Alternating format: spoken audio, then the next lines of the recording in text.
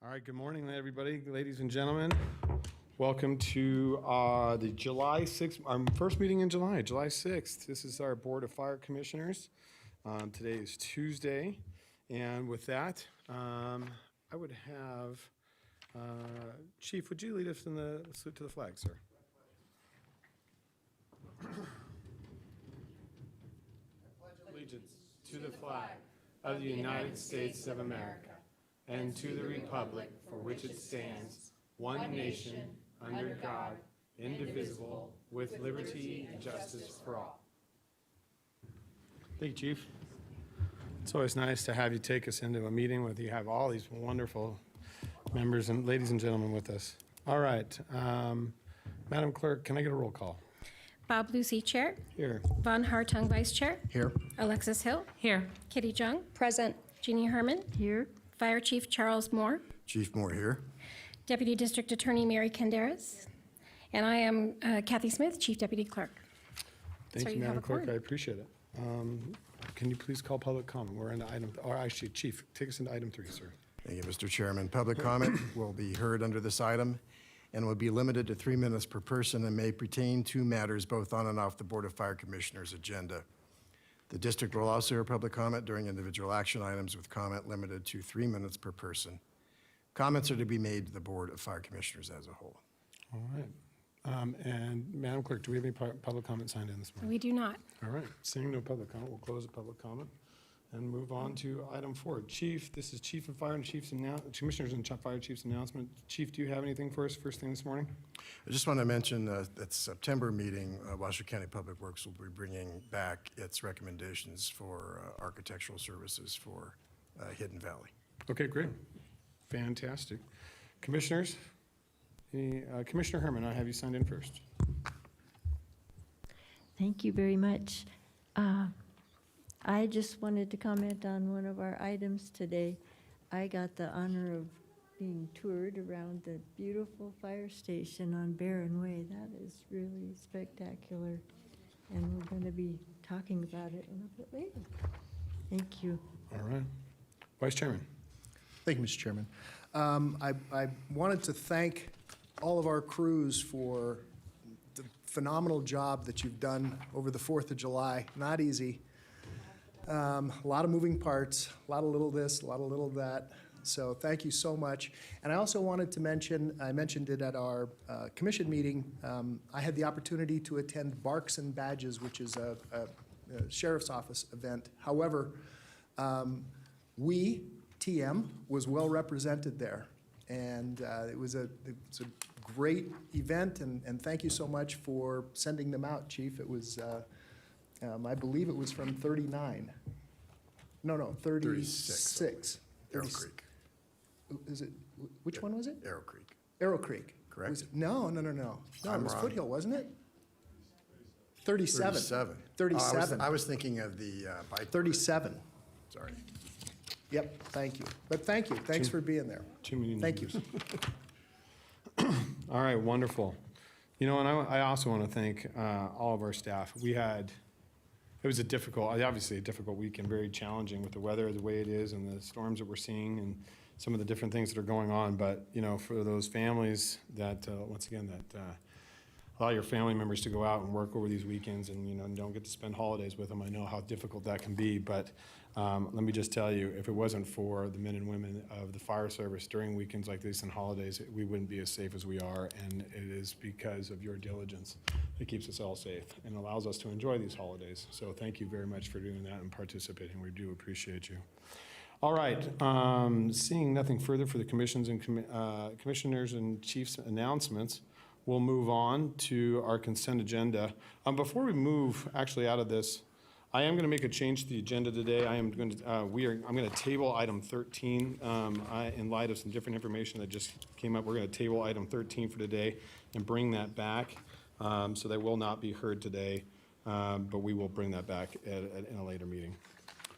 We are on to item 5. This is our consent agenda. Is there anything within the consent agenda this morning that any of the commissioners would like to pull out of the consent agenda for any further discussion?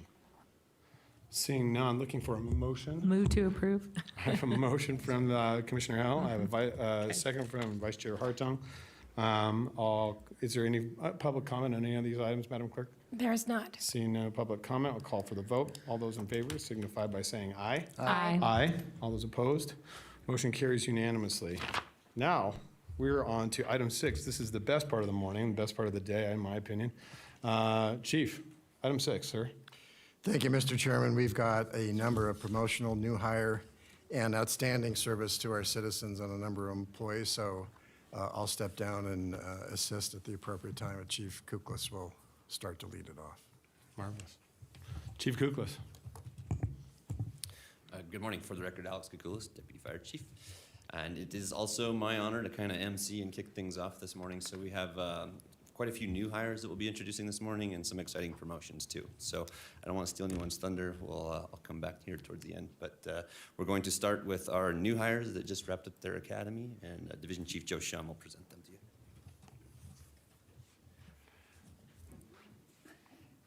Welcome, Chief Shum. Good morning. Joe Shum, Division Chief for Truckee Meadows Fire and Rescue. This morning, we're presenting to you for the first time to you as the board and our citizens, the public at large, the newest 10 recruits that graduated our academy. So I'm going to call them down one at a time. And as I do, I'll give you a little background on who they are. And they are supported by friends and family here. A little bit of information, the recruits did go through a 14-week academy that started in March. They joined the the Capital City Regional Fire Academy with Carson City, Central Lyon, Tahoe Douglas, and East Fork. A total of 26 out of 29 recruits graduated that academy. 10 out of 11 of the ones that we hired graduated and are here before you today. So as I call your name, come forward with your family members. Alex Bizac. Alex was born and raised in California before moving to Washington for college. He obtained a degree in linguistics and a concentration in psychology with a minor in Spanish. He moved to Reno 5 years ago, worked at REMSA as an EMT advanced and paramedic. He's supported here today by his wife, Jamie. Jeffrey Bodie was born and raised in Livermore, California. He previously worked as a confined space rescue technician at DT Technical Rescue. He is also supported by family, but they're unable to attend today. They did attend graduation on July 1st, last Thursday evening, were the ceremonies for that. Case and Clary, he was born in Newport Beach, California, raised in Boulder City, Nevada. He previously worked for REMSA for 3 years as an EMT advanced. His family lives in Huntington Beach and unfortunately can't make today's meeting, but they were present at graduation on the 1st. Ian Lopez, he was born in Salt Lake City, Utah, raised in Sparks, Nevada. He worked as an EMT for the Spartan Race Organization before working at REMSA for the past 4 years. In the last 9 months, he's been a paramedic with them. He's supported here today by his mother, Linda, his stepfather, Mike, and his half-brother in the audience is Firefighter Stowe. Daniel Moriarty was born in Roseburg, Oregon, raised in Southern Oregon, and moved to Reno when he was 18. He worked for REMSA as an EMT advanced and paramedic for 6 years prior to becoming a TM firefighter. His wife, Marion, is here today. With a newborn, yes. We have 2 newborns from this academy. Wow. Jaden Protein, he was born and raised in Reno. He attended Truckee Meadow Community College to become a paramedic. He previously worked as a seasonal firefighter for the Rifle Peak Hand Crew at North Lake Tahoe Fire Protection District. Unfortunately, his family today can't join us, but they are here local. Anthony Sachi was born and raised in San Jose, California. Mr. Sachi worked for the North Star, California Fire Department as a seasonal firefighter paramedic before joining our family at TM. He's supported today by his wife, Allie, son Theo, and daughter, Lucy, the other newborn. Bernard Trejo. He was born in South Lake Tahoe and raised in Carson City. He worked for REMSA as an EMT advanced and Carson Tahoe Hospital as an emergency department technician for 3 years prior to becoming a TM firefighter. Today, his mother, Ophelia, and sister, Elsa Boscarello, are here. Michael Vicentin. He was born and raised in Fair Oaks, California prior to becoming a TM firefighter. He was also a member of the Rifle Peak Hand Crew with North Lake Tahoe Fire Protection District and recently graduated the REMSA paramedic program. Unfortunately, once again, his family was not able to join us, but they were at graduation. Blake Miller, he was born and raised in Reno, Nevada. In 2016, he graduated from the University of Nevada, Reno with a Bachelor of Arts in History. He worked as an EMT advanced for REMSA for 4 years and graduated their paramedic program in 2020. His girlfriend, Alexis, is here with us today. So standing before you, board, is our newest 10 members. We're proud to have them as a part of our family. Their badges were pinned, like I said, Thursday evening. We just want to welcome to the family and introduce them to you. Congratulations.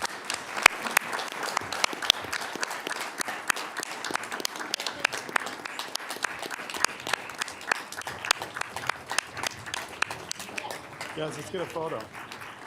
Would you like a picture? Chief Shum, if we can grab everybody and bring them into the bullpen here, we'll take a picture with everybody.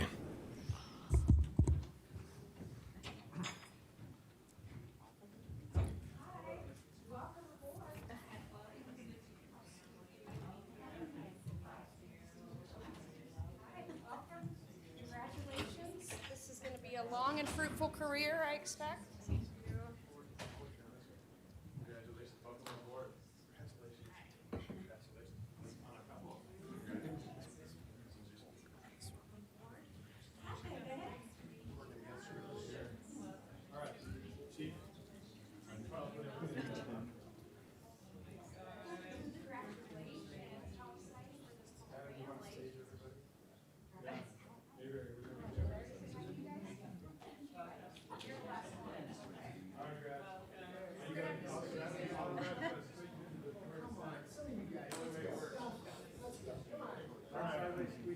Yeah, come on.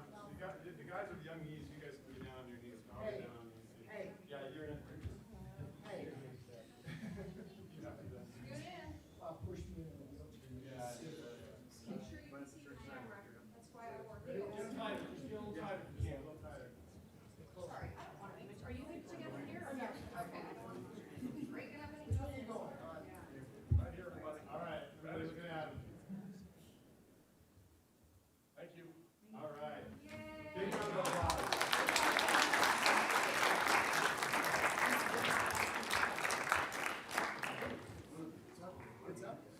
May you get your favorite station. That's everything, so, right? How are you? Good job this weekend, Chief. I was proud of you guys. All of you.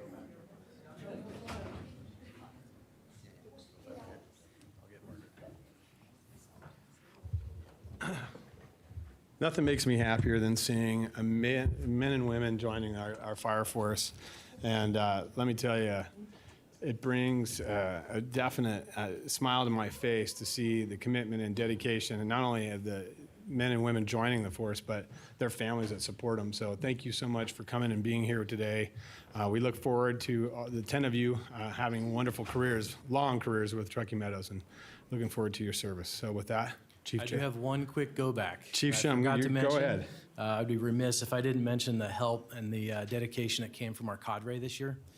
Captain Hughes is not here, but Captain Hughes led the TM faculty down at the Regional Academy, along with Engineer Marvin and Firefighter Lowe. So those three, without their help and their dedication to being down there 50 hours a week plus, these guys wouldn't have gotten the training that they got. Awesome. So I do need Big to go round. on record with that. Just in time. Yeah, big round of applause.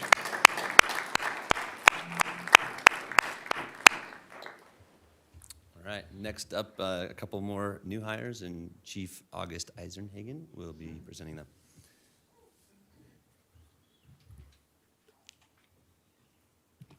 Good morning. For the record, August Eisenhagen, Division Chief, Truckee Meadows Fire. Can I get Sean Getz, Mike Getz, Cameron Okuma, and Debbie Johnson done? We also have a promotion, Tom Suchek, but he's currently on a fire assignment, so that's going to have to wait. Here we have Sean Getz. Sean started with fire in the 1990s. He's worked for the state of Nevada, BLM, and local contractors. He started with us this winter as our heavy equipment operator, and he is local. Pinning him is his father, Michael Getz. And then if you can wait one sec, we'll do them both together. Over here, we have Cameron Akuma. He came to us from Winnemucca. He had 3 seasons with the BLM, and pinning him will be his mother, Debbie Johnson.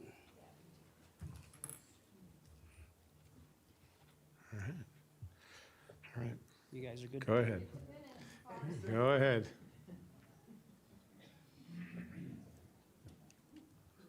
Her talking, where's the dad joke?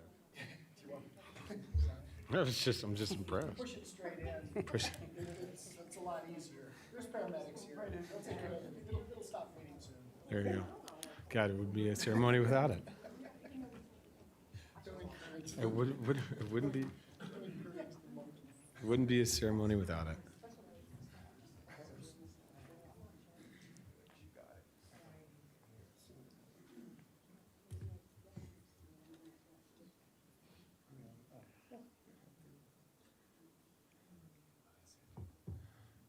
Awesome. Again, Sean Getz and Cameron Akuma, new to the Wildfire and Fuels Division. Round of applause. Thank you, gentlemen.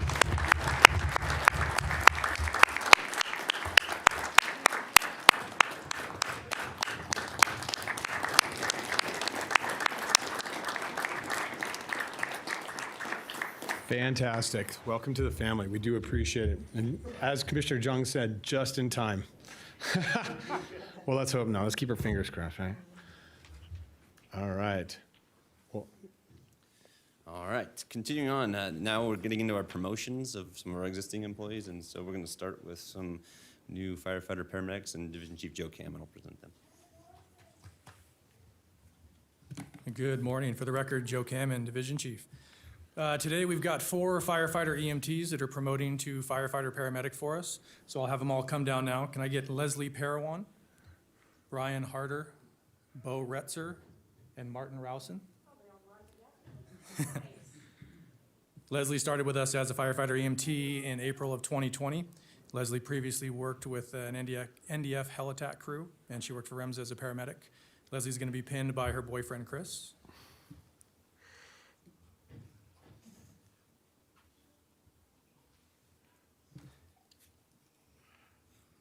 Brian Harder also started with us as a firefighter EMT in April of 2020.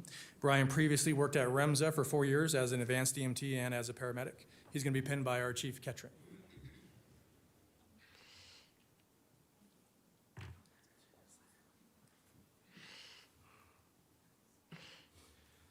Bo Retzer as well. They all started together, started as firefighter EMT April of 2020. Bo previously worked as a reserve firefighter at Central Lyon, and he'll be pinned by his girlfriend, Adria.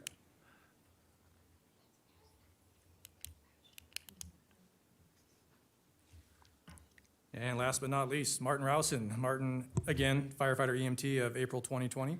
Previously worked as a Loyalton volunteer firefighter, worked a season as Forest Service seasonal firefighter, and did several years as a per diem paramedic up in Truckee, California, and was a paramedic in Yuba City for several years in California. Martin will be pinned by his girlfriend, Lacey.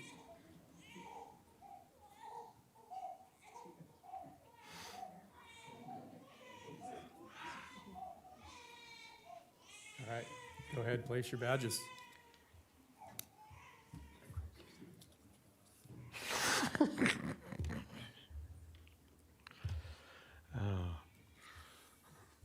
can't give you guys too many Very days proud off. of these 4. Going through this paramedic assessment, I think, is one of the harder probation or promotional exams that we do. So this is very proud of them and their hard work. All right, congratulations, everybody.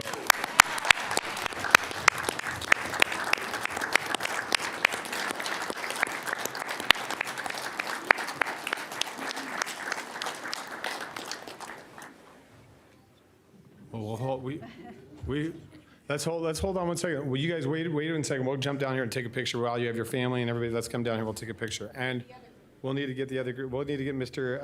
Akuma down here and Mr. Getz as well.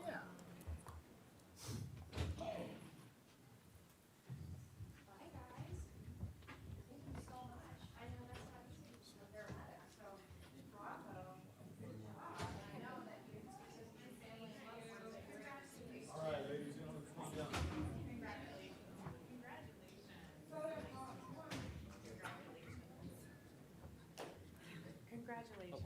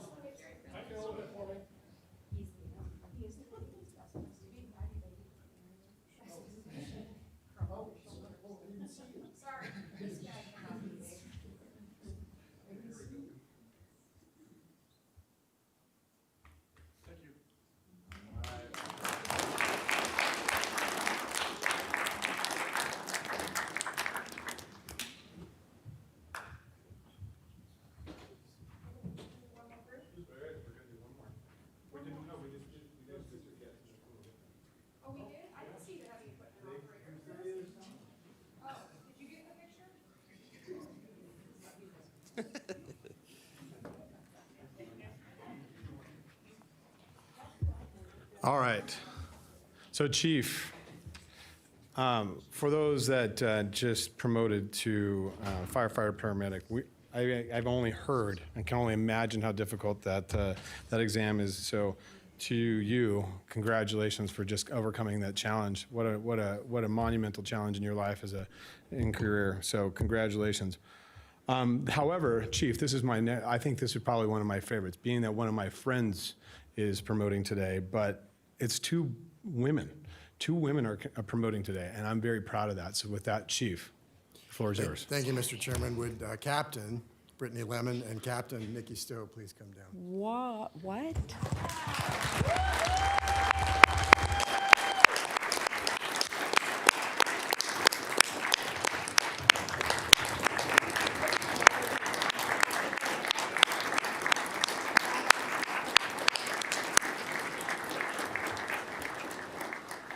It's my absolute privilege to introduce to you Brittany Lemon, who is our first captain. Brittany is captain of Fire Prevention Division and has absolutely just done a fantastic job for us in a very, very busy Fire Prevention Bureau with inspections and ongoing inspections of existing occupancies. So we're very, very proud to present Brittany as our very first captain. Also with me is Nikki Stowe, who is our very first female fire suppression captain, and Nikki is advanced up the chain here very, very quickly. That speaks a lot to her abilities and her knowledge of the fire service. So without further ado, I'd like their division chiefs to talk a little bit more about their accomplishments.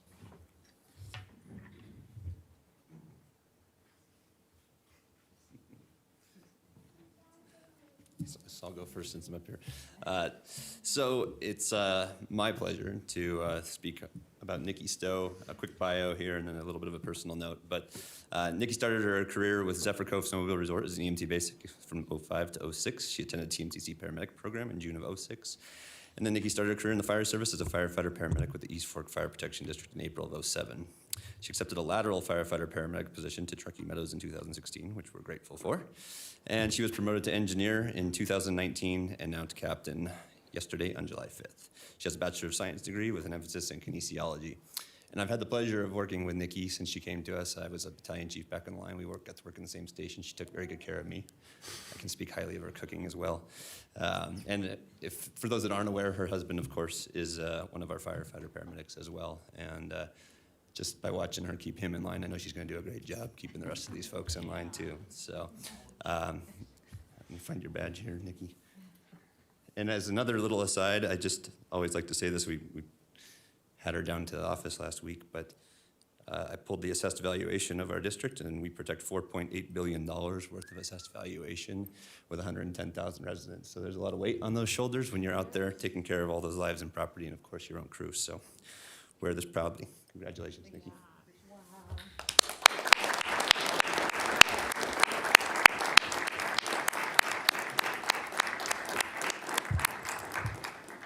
Dale Wade, Deputy Chief.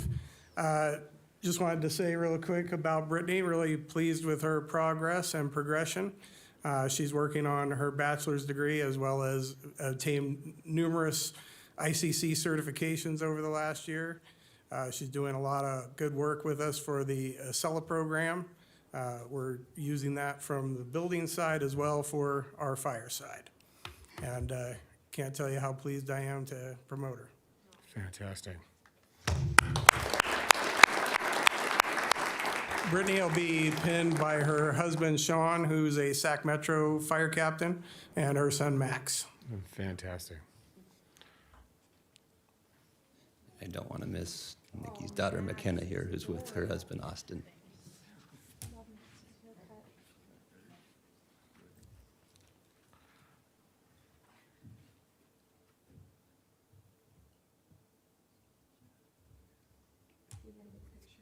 Yeah, absolutely. All right, huge round of applause for Captain Lemon and Captain Stowe.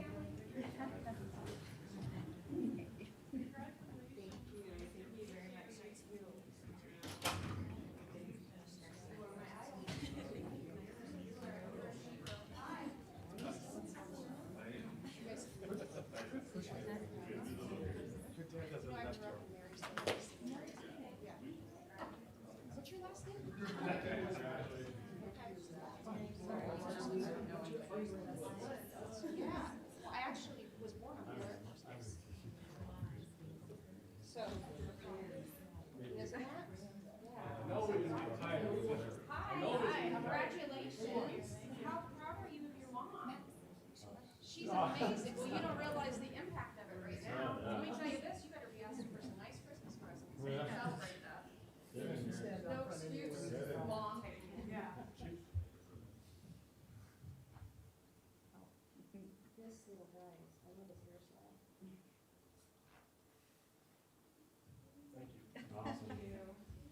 All right. Make me so proud. We were. That's awesome.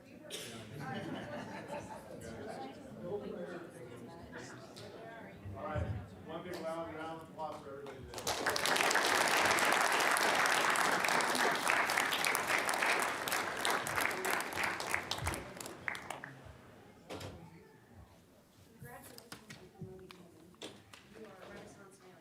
All right, here we go, ladies and gentlemen, back to work. Hey, you act like you're used to it. All right, Chief, so that concludes our items, item 6. We are now on to item 7, I believe. Oh, And- Mr. Chairman, we're not done. We have more. Oh, we don't have, we have more. Okay, sir. The floor is yours. Continue on. Thank you. We have some very great work of our employees, and we want to honor them with medals and commendations for what they've done. Fire Engineer Greg Jackson, fortunately, isn't able to join us this morning, but I think he's probably just too Is he at honest. Jacksonville?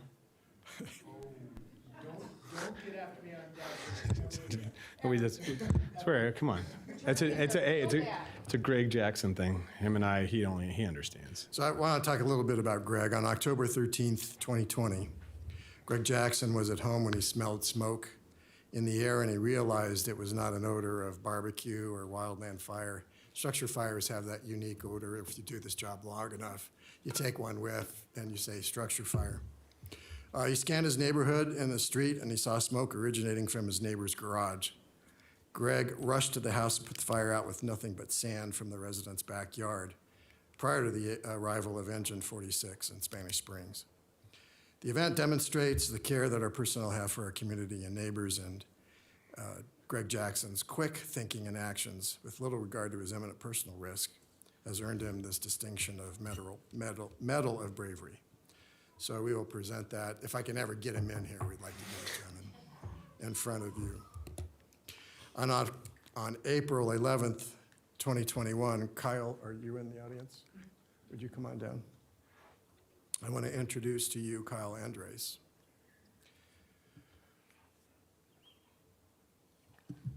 Right up here, brother. On April 11th, 2021, Engine 44 provided mutual aid to Reno Fire Department for a structure fire on Mariner Cove instead. He was assigned to assist Reno Engine Company with fire attack and primary life search. And firefighter Andres was able to locate the victim and was able to remove her from the second floor, bring her down, and exited the structure and was able to start CPR on the victim.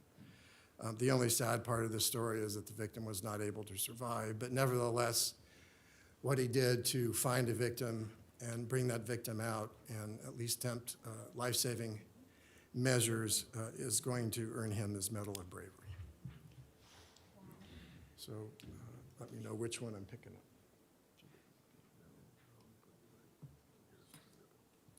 Thank you. Kyle, it's my privilege to present this to you and tell you job well done. So thank you.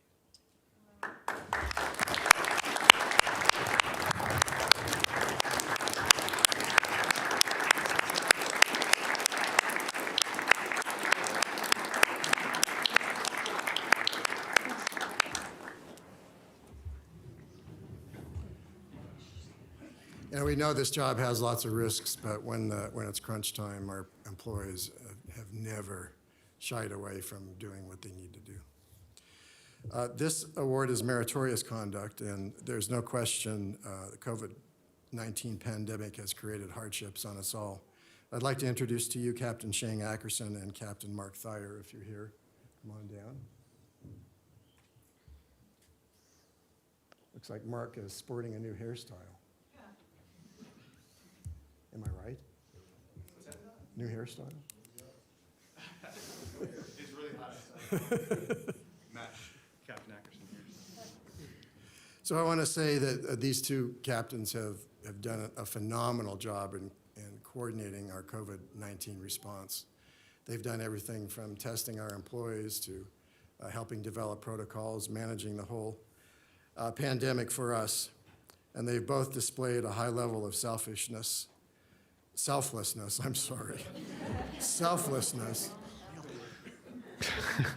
Wow. Personal sacrifice and accessibility to provide support to the district by administering COVID tests and vaccinations. And they've led the effort to keep our members safe. They've been highly involved in the Washoe County COVID pod. So with that, they've gone over and above their normal call of duty. So gentlemen, thank you. These two, Adam? Yes. All right. I never know which ones. Great. Thank you, Chief. And good job, well done. Thank you so much. Very much so.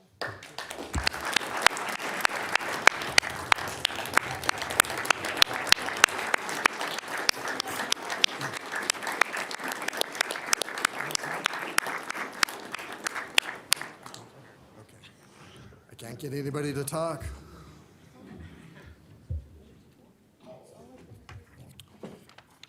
This award is a life-saving pin, and on August 18th, 2020, Truckee Meadows Engine 44 was dispatched for an adult male with difficulty breathing, which was upgraded to a cardiac arrest. And once dispatch obtained more information, the crew arrived and together with REMSA personnel were able to get a pulse back. Patient was transported to the hospital where he was later discharged. And this crew was also recognized by the team at St. Mary's Regional Medical Center during a recent clinical excellence ceremony for making a significant difference in the outcome of this patient. You know, there's a reason why we have highly trained paramedics.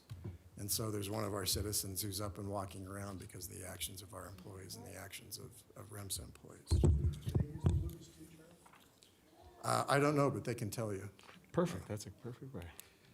So we want to recognize Captain Ryan Whitlock and Engineer Brian Haley and firefighter paramedic Brandon Meredith and probationary firefighter Brian Harder with the district's life-saving pin. So if you're here, come on.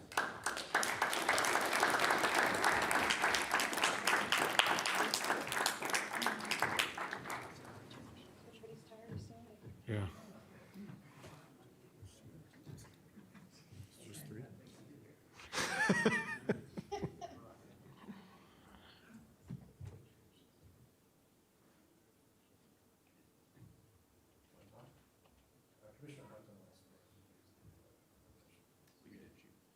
You did?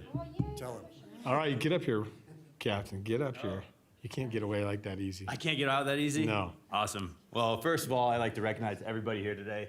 Congratulations, welcome to the family. You know, we wouldn't be here without everybody here. So the hard work day in and day out really puts us at the front line of the community. So you guys know, we do it for you guys. Good job, guys. Captain, and I got to tell you, for you and your team that day, if it hadn't been for you and your team, not only would we have lost one life, but a family would have lost another. And that's a big deal. So for you and your team, thank you very much. It's an award, well deserved. So Thank you. Congratulations. Appreciate it. All right, round of applause.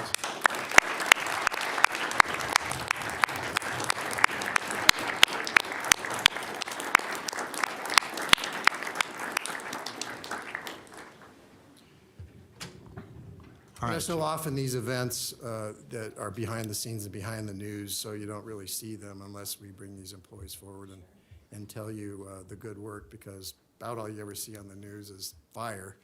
But there's also, we've saved more lives with ALS interventions than we ever have in any kind of other event. So last but not least, we have some baby deliveries that were done in the field. And firefighter paramedic Bo Retzer delivered a baby girl on January 23rd, 2021, and firefighter paramedic Leslie Parawan and firefighter paramedic Tyler Johnson delivered a baby boy on March 12th. So I want you to come down.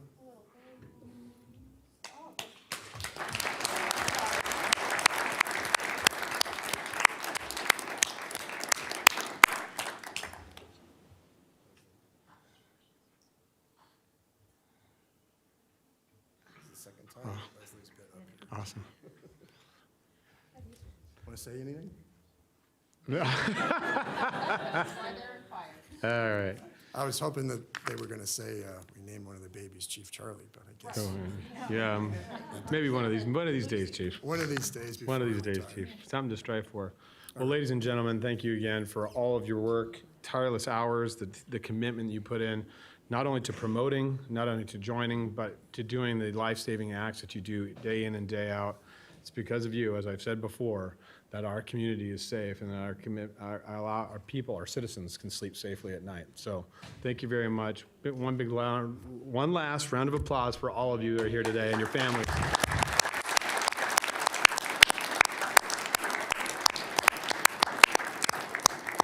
All right, so what we'll do, now we have to get actually to our work meeting. If you would like to, you can leave. Get back to enjoying your July holiday. So, all right, we'll take a 5-minute recess. We'll be back at 45. So bossy.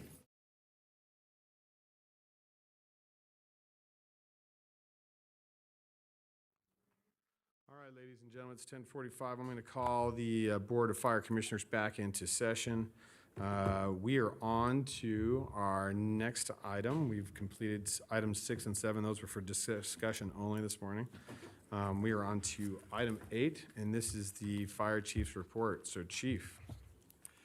Thank you, Mr. Chairman. I want to give you a little rundown of this weekend's activity. We had 2 fires at Mount Rose ski area. One was down low and one was up high.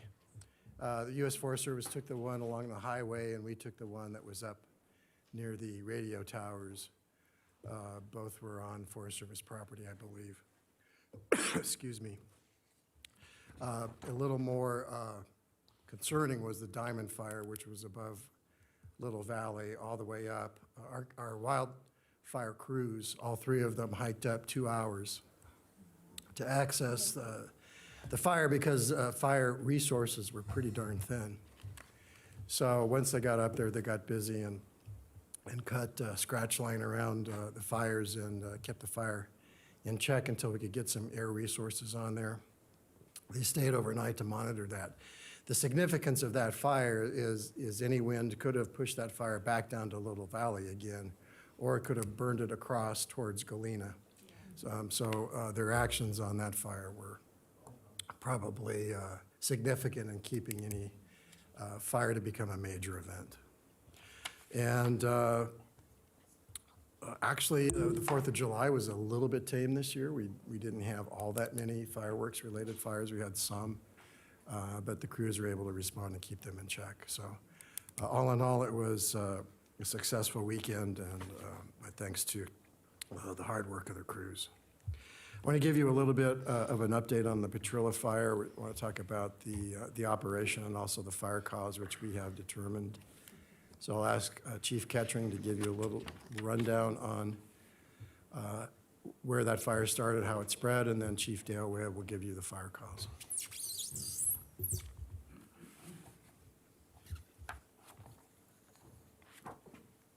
Good morning. For the record, Chris Kettering, Division Chief, Truckee, Meadows. On June 16th, around 1:15 in the afternoon, multiple agencies responded to the Petrilla incident. The fire behavior that we witnessed was what we see in late August. So approximately about 30 minutes into the incident, the Zephyr wind showed up and caused a wind shift and then drove the fire towards the homes along alternate 395 near Cheyenne and then towards the geothermal plant on Mount Rose Highway. Due to that, we had to do evacuations and road closures. 4 jurisdictions had land that were involved in the fire: us, Reno Fire, BLM, and the U.S. Forest Service, with the majority of the acreage burned on Truckee, Meadows, and Reno Fire. TM in Reno, we went into Unified Command. I went into Unified Command with Mark Winkleman from the City of Reno. The acreage that burned, Truckee Meadows had 292 acres, Reno Fire had 149 acres, BLM had 42 acres, and U.S. Forest Service had 58 acres. The good thing about the incident was we didn't have any structures lost, we didn't have any injuries. The one thing that we worked on earlier in the summer was we did a test with the Washoe County Emergency Services, with the Washoe County manager for evacuations, and that actually led to this being, I think, a pretty successful event. By the time we ordered evacuations, did the road closures, we were able to get everybody back into their homes within 3 to 4 hours, and NV Energy was transitioning to try to get the power back on. Unfortunately, they didn't get the power back on in the Cheyenne area until the next day. think it's probably the fastest we've ever done it. So I'm glad that we were able to get together with a new the emergency manager and do that test with all the agencies. And kudos to Chief Moore because he actually handled all that for us while we were engaged in the incident. Our resources stayed on the scene for 3 more days, mopping up and monitoring the area. I would like to thank all the local, state, and federal law enforcement agencies that all helped us throughout the incident, because we did have multiple agencies that we requested assistance from. Any questions for me? Chief Kettering, actually, I have a question in regards, not more of a, kind of a question, but more of a statement. Do we have I was there down south, obviously, that day with the Petrilla fire. Do we have challenges getting our assets from all of our agencies that were helping to and from to that fire during that event, due to traffic and different things of that nature? There was a little bit of a delay trying to get some of the resources, especially from Sparks and Reno, due to those traffic closures. Yeah. From the south, it wasn't as difficult coming through Washoe Valley. They were able to get through some of those road closures. So to answer your question, yes. And there was a little bit of a delay. I'm just trying to get the resources in general. Right. Once we made the requests. Marvelous. You know, I listened, I was on the radio the entire time during that event and listened to that. And my only frustrations is not that from any of our agencies that helped participate in suppressing that event. My disappointment came from the state and the Nevada Highway Patrol. A majority of those individuals, that event happened around 3:30, 4 o'clock in the afternoon. It was ignition and really started kind of humping around 5 o'clock, when most of the traffic was heading south to either go home or return to their houses. However, their closures for the road or for the highway did not stop in Reno until Callahan Ranch Parkway. By that time, it's way too late. They should have been diverting traffic further north, in my opinion, by South Virginia, try to getting people to go different directions or trying to contain, because what happened is that many people would get on the freeway, get stuck where there was no exits to get off. Then you had people going off into the shoulders, trying to just drive on the shoulders, which caused even more of a problem. That prevented fire engines, paramedics, anybody from trying to actually get to that event to help and help contain and suppress that event. So I was disappointed in NHP, and in one of those types of events, Chief, what I would think that we going forward, that we have broader discussions, not just with our sheriffs and our local law enforcement that really are helping you with that type of those types of closures, but the state. There's got to be somebody that we have to talk to, the state, that their commander, that can help us a little bit more diligently with that planning, because it could have gotten worse. It could have been dangerous because we started pushing individuals off to side roads that usually aren't used as arterial roads. And so when you move Incident Command to Hunsberger, Arrow Creek was a parkway, Zalesky Lane was a parkway, Thomas Creek was a parkway, because those were the only other roads that were open outside of the freeway, and people were trying to get to Tahoe, and people were trying to get to Virginia City. Story County, the commissioners from Story County called me, and they said how much traffic they had in Virginia City for individuals going up over 341 to get to Carson. So those types of things, when we have those types of events that are gonna shut down a freeway, NHP needs to have a little bit more coordination, especially with our incident command, and the state needs to have a little bit more to better handle that, because two counties were challenged with traffic that usually weren't challenged with traffic. Our sheriff's office was overwhelmed with that. So those are kind of things. You guys did a phenomenal job. I'm disappointed with the state, and they're showing on how that should have gone differently. And and I'd like to share that with their commander going forward. So, yes. I have a request to speak. You can knock it off. So, wouldn't that come under emergency management? Wouldn't our emergency manager and this is not a failure of the system. This is, we're learning as we have these types of incidents. But shouldn't we have initiated that person, that group, to coordinate those kinds of issues? Remember back when there was a spill on the freeway of acid, and remember it was right over the RTC building, and they started blocking the freeway off almost instantly to stop people from trying to push through, and they dealt with it immediately. I'm wondering if something is, that can be learned from that we could apply to a situation like this where, you know, we're immediately funneling people away from those emergency access points. Again, not a fault of our system, it's a fault of not initiating emergency, and I think of not initiating emergency management initially. Well, so the emergency management was activated Okay. that night, and they were helping with the sheriff's office for evacuations and closures.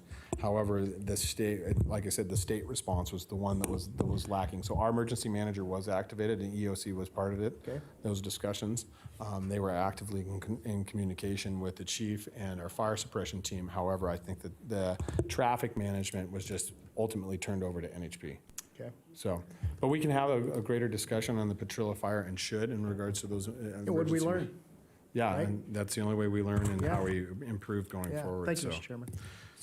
So- Mr. Chairman? Yes. Just a suggestion. We did have a commander from NHP at the command post, and they were coordinating the traffic, but what I could recommend is maybe we do an AAR just on the traffic piece alone, because we've already done one on the actual incident, and then follow up with you. Can you, for Vice Chairman Mai's edification, what is an AAR, sir? Oh, after action review. Sorry. Okay, perfect.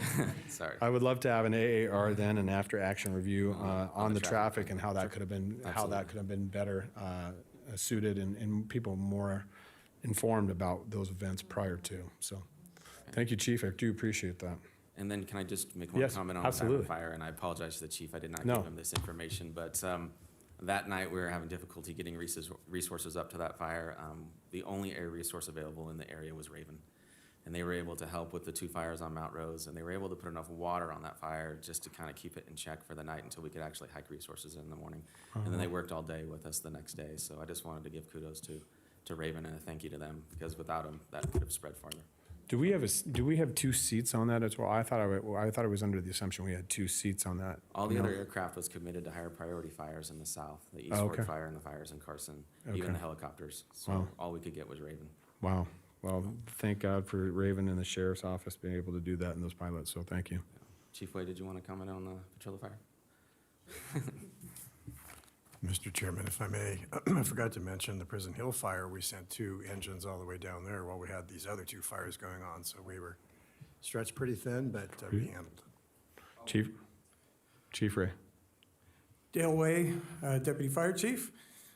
So we do have a cause for the Petrilla fire, human-caused accidental, which about 90% of outdoor fires are. Pretty unfortunate accident. They were actually cutting block and nicked a piece of rebar, which sent a spark out into the very dry brush, and the rest you've already kind of seen and heard. Yes. All right, thanks, Chief Ray. We do appreciate. Required to have a water truck? Didn't we talk about this before? So this was at their yard, the Petrilla yard. Normally, if they were doing hot work where they're cutting steel or something that would emit sparks, then they would have had to have those requirements. But I mean, This we've even was- seen this with a backhoe hitting a rock. We've seen those kinds of scenarios before. So I wonder, and it's not trying to make life difficult on people, but, had they had a water truck available in their yard, it Right, this was an unfortunate accident as they were actually cutting only a few pieces of block. They usually even cut the block wet, but since they were only cutting 1 or 2 pieces, Yeah. and rebar happened to be a little too close to their work area there, and as we say, the rest is history. So Chief, in regards to their property, now, they have a construction yard. I'm assuming this is where this all transpired from, their construction yard, correct? Correct. At their yard, do we have any kind of requirement for like defensible space or cleaning, the brush behind their building there or anything like that? So the yard is essentially clean, and they're using it mainly as a storage yard. They were actually putting up the CMU wall across the back end. Ah, okay, They usually don't do work in the yard. gotcha. All right, thank you, Chief. Appreciate it. Any other questions for the chief? Seeing none, all right, thank you, Chief, appreciate it. Okay. Chief Moore. Thank you, Mr. Chairman. Item A2 is a wildland and fuels update. Chief Eisenhagen's going to present that to you. Our fuels crew undoubtedly has been a game changer for us since we've started this. And we want to let you know a little bit about the work that they're doing. Good morning again. For the record, Division Chief August Eisenhagen with Truckee Meadows Fire. We have a PowerPoint presentation, if we can get that up. You got it right here, bud. All right. As Chief mentioned, it's been pretty much a year since the crew has been out in the field, so we wanted to give an annual update and give a snapshot of where we are and where we're headed. So with that, quick timeline synopsis. Our initial agreement with NV Energy was approved in the spring of last year. Excuse me. I was hired in May, beginning of May 2020. Our first squad of 5 was hired in late May. Second squad of 5 hired in July. Third squad of 5 hired in November. And then our heavy equipment operator was hired this winter. Currently, from the last board, we're working on hiring an additional fire management officer, as well as a second heavy equipment operator on top of Mr. Getz. We also have about $4 million in grant applications out through FEMA for fuels work, and I'll talk more on that later. If we get those funds, our goal is to hire an additional squad of 5 and provide that force multiplier. In terms of equipment in the wildfire and fuels division, going into this, TM already owned and contributed into the program 2 Type 5 engines, 1 mastication unit, 2 wheeled chippers, 2 bulldozers with transport equipment, an assortment of trailers for hauling equipment, 1 UTV, and 1 UTV.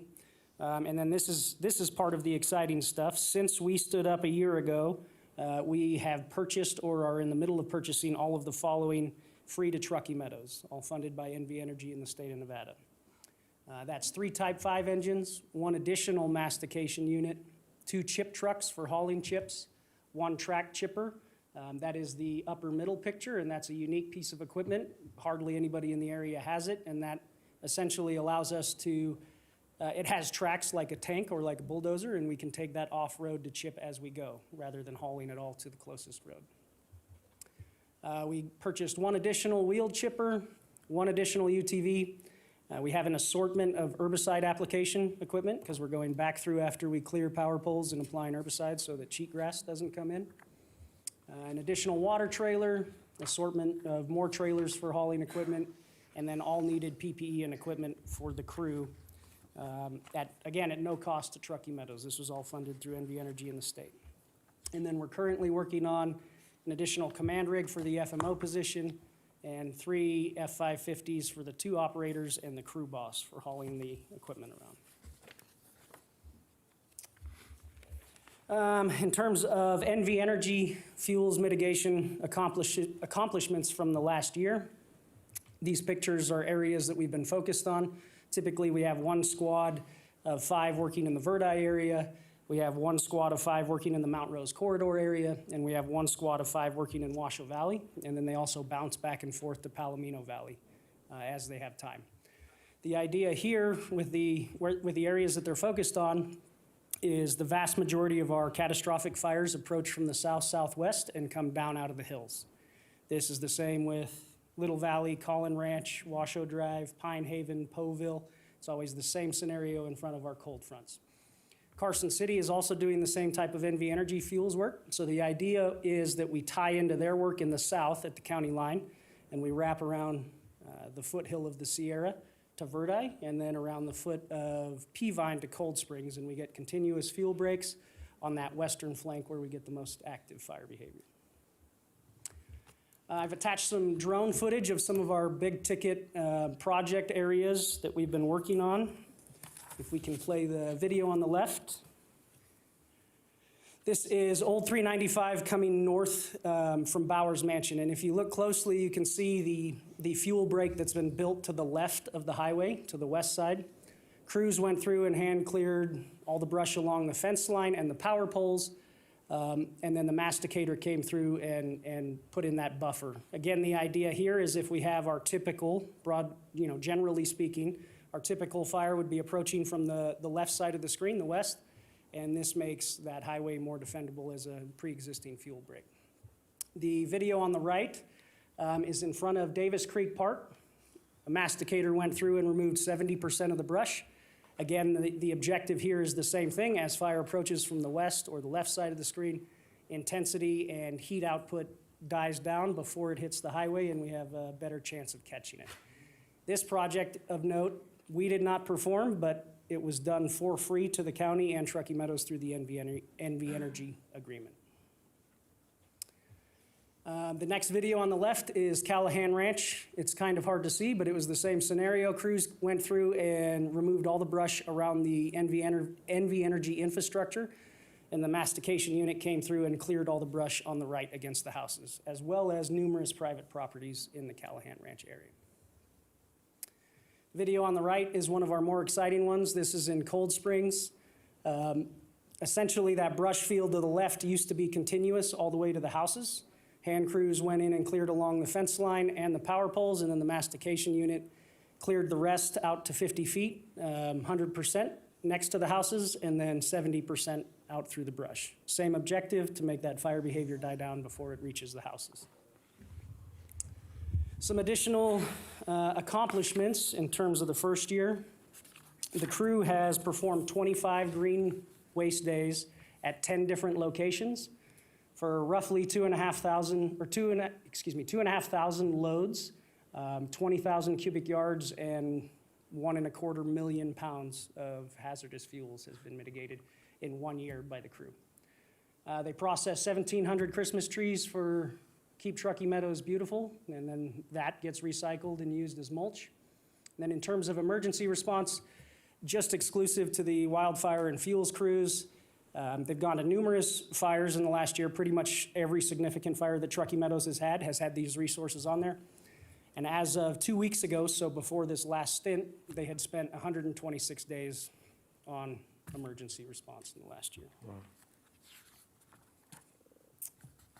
And what we're looking at moving forward, again, the HMGP, the Hazard Mitigation Grant Program through FEMA, we requested $4 million to treat fuels around Sun Valley and Red Rock, widen fuel breaks along Red Rock Road to the California border, create fuel breaks along all railroad tracks within TM jurisdiction, treat all county-owned lands west of I-580, south of I-80, and north of Washoe Valley, and do fuels mitigation on the majority of Washoe Lake State Park. We also we're in the process of setting up an agreement with the Forest Service for $75,000 annually, reoccurring. We hope to bring that agreement to the September board, and that's to treat Forest Service lands that are butting up against our pre-existing projects. And lastly, we have about $800,000 in applications in with the Southern Nevada Public Land Management Act, also called SNPLMA. That's to treat all of Sky Tavern and several of the private properties coming down the Mount Rose Highway corridor. With that, we just want to express our appreciation to NV Energy and NDF and the Nevada State Legislature for their funding opportunities. Also, the Forest Service and BLM, they help us set up these projects and implement them on the ground. Engineer Countryman provided the drone footage, so thank you to him. And then special thanks to the Board of Fire Commissioners for your guys' support in this adventure. Chief Eisenhagen, thank you so much. That is tremendous. The information provided and your crews have done over the last year to provide those fire breaks and that fuels management is really, truly something that we've strove to get to here in Truckee Meadows for many years. And it's between you and Chief Moore and your guys' vision to do that and bring on the green waste days and now with a defensible space, it's really, truly it will have a tremendous impact across our county. So thank you for all your work and we do appreciate it. Yep, thank you to the Any crews. questions from any of the commissioners for Chief Eisenhagen? Chief, thank you so much. Thank you. Have a great day. Chief Moore. Mr. Chairman, A3 is a draft strategic plan. The clerk's going to hand you this document, which is in the very back of the plan, but it's printed large enough so you don't need a magnifying glass to read it. And what it does is it just summarizes our first round of objectives that we'd like the board to review in July, August, and we'll bring it back again in September. for more discussion, but I just really wanted to get this before you so you could read it, think about it, and I can have some discussions with you one-on-one during the next couple of months. That'd be fantastic. Appreciate it. Any questions for Chief in regards to the strategic plan? All right, Chief. We'll take a look at it, and we will get back to you with comments.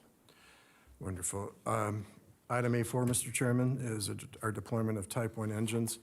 There's a photo that I got just the day before we published our agenda, but you're looking at all the new apparatus we've acquired in the last 2 years. You see a ladder truck, you see 5 new engines, you see our Type 3s that were refurbished.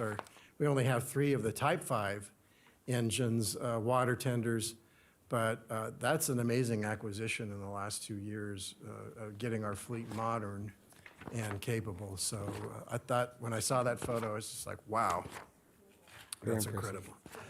So our Type 1 engines will be going into service in about 7 to 10 days, and I think I told you what stations they're going to go at initially, but we do rotate them around after about a year of service at one station.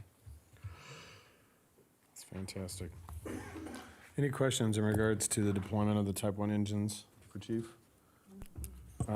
Commissioner John. Thank you, Mr. Chairman. I just think it's important that for the rest of the probably 3 people that are watching this, that we do remember where we came from and how far we've come with our supplies, our hardware, which I mean which of course I think we take the coolest pictures too. I don't know who's in charge of that, but we do have some neat pictures of all of what we do. But when the chief and some of you first when we took this over, we didn't have a whole lot of equipment. And that was one of our biggest concerns and one of the biggest predictions that we were going to fail. So to be able to put this fleet together, I noticed the rest of my board is kind of like, yawn, I mean, this is what you do to your job, but this is a big deal. I don't have to tell you that, but I just want the community to know this, that we have stood this up and stood it up mightily to ensure that we actually have the resources to throw at anything that comes our way, no matter where it's at in this entire county, which is tremendous considering how much these professionals are stewards for.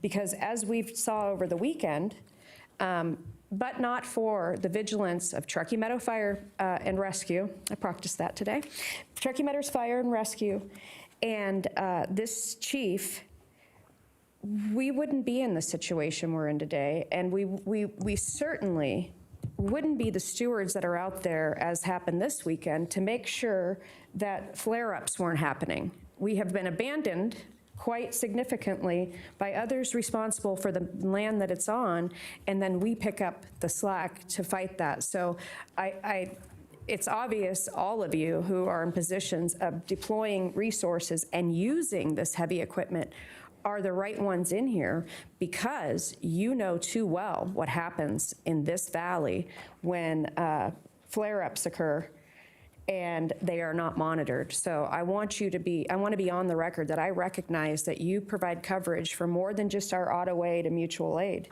We provide coverage for the entire structure and land threat that others are not as vigilant about. And I can't say enough. I'm telling you though, I just said to the chief too, this whole summer, I'm a little bit on on the edge with this weather. And then I have to remember, we have professionals, and we also, as a board, have invested.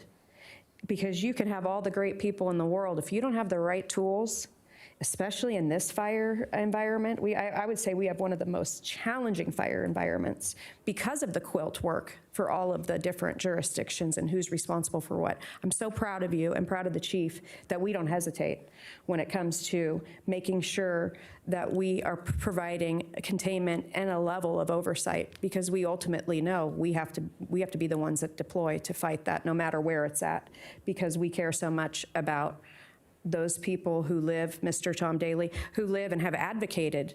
And Dr. Robert Parker, who was here earlier, I mean, I told him, these two guys need some awards because they were the ones that were whipping us the whole way to make sure we invested in this because of the gaps that they had seen. So I just want to say how proud I am of this fire service, of this chief, of the top brass, and of the people that you have working on the ground, because it's very obvious how much knowledge you have gained by being in this career and having this unusual quilt of different responsibilities. And ultimately, every time, there's never been a time that TM did not stand up when they were needed. Never. I've never heard this chief say, it's not my responsibility, or, let the Forest Service do what they want.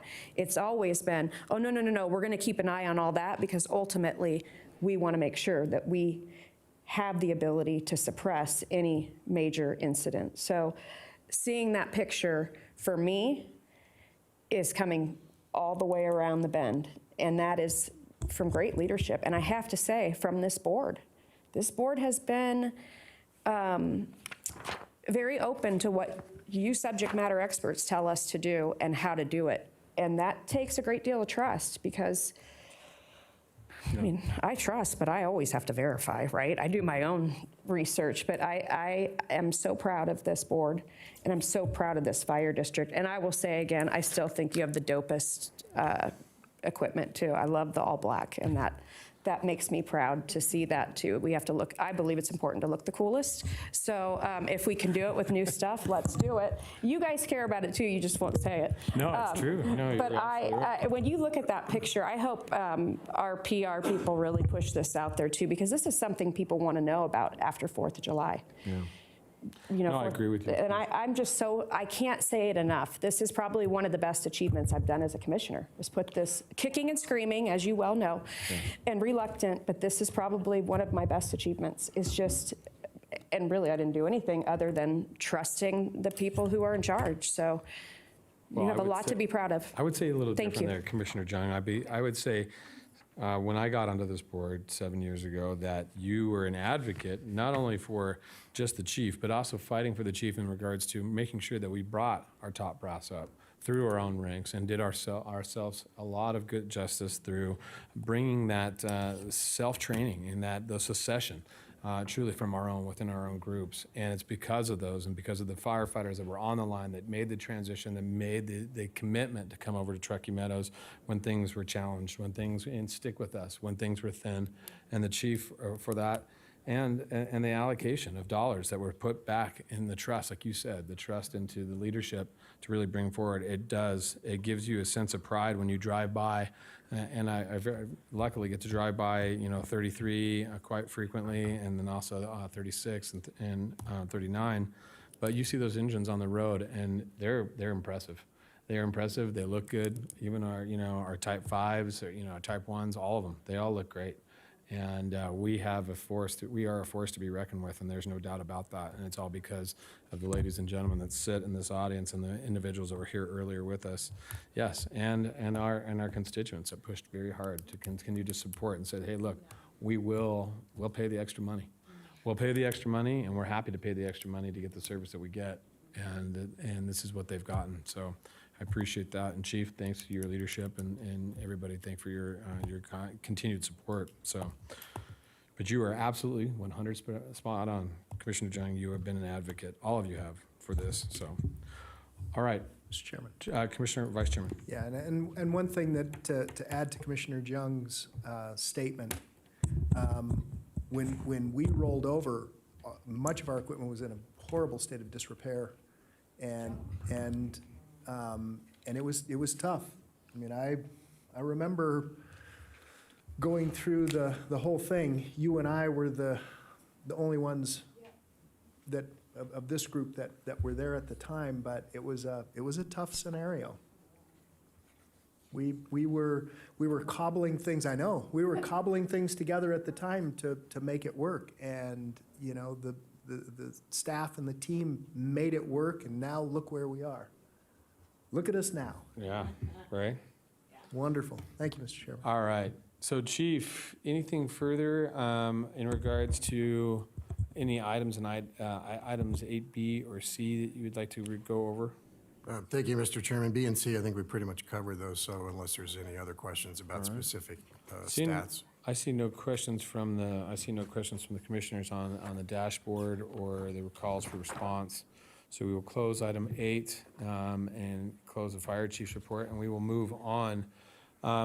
At this time, if it pleases the board, I would like to recommend a block vote of items 10, 11, and 12 for this morning's consideration. Second. If that's okay. Yeah. Items, you're okay? Is everybody okay with that? All right, I have a motion and a second. Chief, will you read items 10, 11, and 12 for me? Certainly. Item 10 is a recommendation to approve a purchase and sale agreement for the acquisition of property located at 3663 Barron Way with an approximate close of escrow, date 60 days upon the execution of the purchase and sale agreement, and approval of documents in support thereof. The purchase is in an amount not to exceed $6,290,000 plus closing costs, less $50,000 in earnest money deposit, and authorize the chair to execute final documents after the sale of bonds.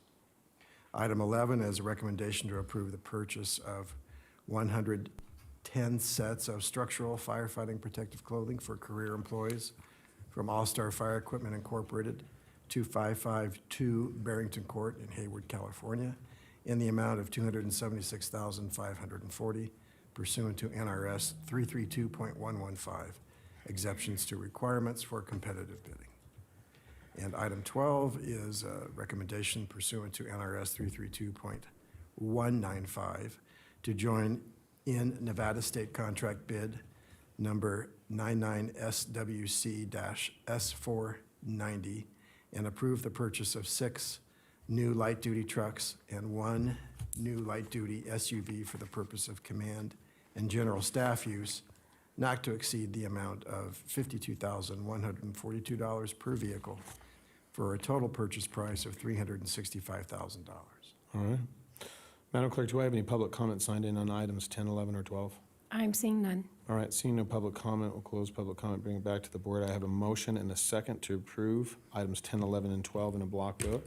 Call for the vote. All those in favor signify by saying aye. Aye. Aye. All those opposed, motion carries unanimously Who was with the all seconder? commissioners. I'm What's that? sorry. Who was the seconder? Commissioner Harton. Sorry. 1 second here. Who was the motioner? Okay.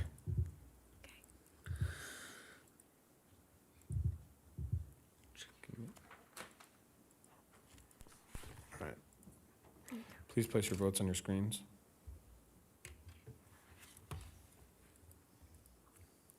All right, motion carries unanimously with all commissioners voting. All right, Chief, let's step back to item 9, sir. Item 9 is a recommendation to approve the renewal of the 3-year cooperative agreement between Truckee Meadows Fire Protection District and the City of Reno for automatic aid and mutual aid. The things that are different is we're going to revise the rates to what are current, and the term is increased by 1 year, just so we don't have to keep doing this every 2. Good. Nothing is changing with respect to automatic aid boundaries. I don't have a sense from Chief Cochran or the city that they're willing to expand those right now, but nothing is at least degrading with respect to that. All right. So the agreement stays the same. Still would like to see us continue to push forward for EMS, automatic aid agreements for a number of those situations. And hopefully we can continue those conversations. Any other commissioners like to speak on this? Vice Chairman. Thank you, Mr. Chairman. Just for note, it is a little disconcerting that on page 2 of this agenda item, under incident type, fire brush, and structure fire only, the number of automatic aid received and the number given. It's just for notation, a little disproportionate. But we're here to protect citizens. Yep. Thank It's you, not Mr. about Chairman. boundary lines, right? Should never be about boundary lines, it should be about people. All right, seeing no further discussion from the commissioners, is there any public comment signed in on this? Madam There is Clerk? none. All right, seeing no public comment. Looking for a motion. I have a motion from Commissioner Hartung, second from Commissioner Herman. Call for the vote. All those in favor signify by saying aye. Aye. All those opposed? Motion carries unanimously with all commissioners voting. Please affirm your votes on your screens. All right. And we have pulled item 13 for today. That will be brought back in a future date. We are on to item 14. Chief, do you have anything you'd like to add today? No, Mr. Chairman. All right, commissioners, do I have anything final from anybody? All right, we will close item 14. We'll move on to item 15. This is our final public comment. Madam Clerk, do we have anybody signed in for public comment? We do not. All right. Ladies and gentlemen, we are adjourned. Thank you so much for joining us today.